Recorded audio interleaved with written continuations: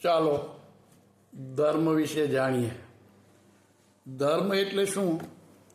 પ્રશ્ન એક છે, જવાબ અનેક છે.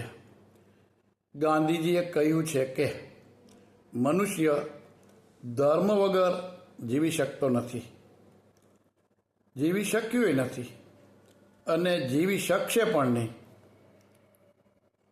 આ વાત સાંભળ્યા પછી એમ થાય કે આ ધર્મ કયો? તો કર્મ એ ધર્મ. શ્રી રામ માટે સત્યપાલન અને વચન પાલન, શ્રી કૃષ્ણ માટે પ્રેમ, મહાવીર માટે અહિંસા, બુદ્ધ માટે કરુણા, જલારામ માટે સદાવ્રત એટલે કે અન્નક્ષેત્ર. આમ દરેકના ધર્મ જુદા જુદા દેખાય છે, પણ અંતે બધાના પરમાત્મા તો એક જ છે. ટૂંકમાં ધર્મની પાયાની સમજમાં કર્મ એ ધર્મ છે. દુનિયાના તમામ ધર્મગ્રંથો, સંતો, વિદ્વાનો, મુમુક્ષુઓ તેમજ અનુભવીઓએ ધર્મની જે વ્યાખ્યાઓ કરી છે તે ખૂબ જ રસપ્રદ છે. જેમ કે સૌને ધારણ કરે તે ધર્મ, સત્યમેવ જયતે એટલે ધર્મ, સત્ય અને ન્યાયનો સરવાળો એટલે ધર્મ, અંતઃકરણ અને આત્માનો અવાજ એટલે ધર્મ, માનવ સેવા એ જ પ્રભુ સેવા એટલે ધર્મ, પરમાત્માનો સાક્ષાત્કાર એટલે ધર્મ, આત્મજ્ઞાન એટલે ધર્મ.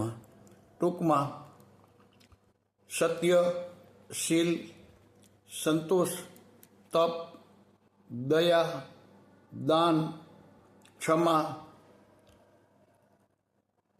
અહિંસા, શૌચ વગેરે સદગુણો એટલે ધર્મ.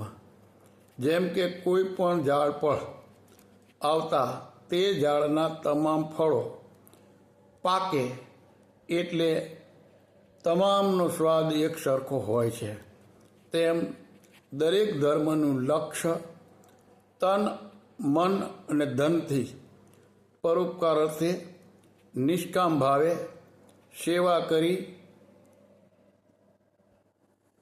જગત નિયંતાને ઓળખવાની પદ્ધત, આચરણ, જીવનનું વિજ્ઞાન, સંયમ, નિસ્વાર્થ પ્રેમ, માનવતા, ત્યાગીને ભોગવવું, કર્તવ્યનિષ્ઠ થઈને ફરજ બજાવી, ઈશ પ્રત્યે શ્રદ્ધા, ભલા થવું અને ભલું કરવું, આજ્ઞાઓનું પાલન વગેરે.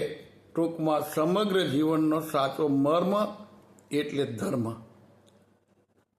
ભવસાગર તરવા માટે ઉપરોક્તમાંથી આપણા જીવનમાં જેટલું લાવી શકાય તેટલું લાવવાનો પ્રામાણિક પ્રયત્ન કરવો તે જ ખરો ધર્મ. પ્રયત્ન એટલા માટે કરવાનો જે કરે તેને મળે, ચાલે તેનો રસ્તો કપાય. એટલે કર ભલા હોગા ભલા.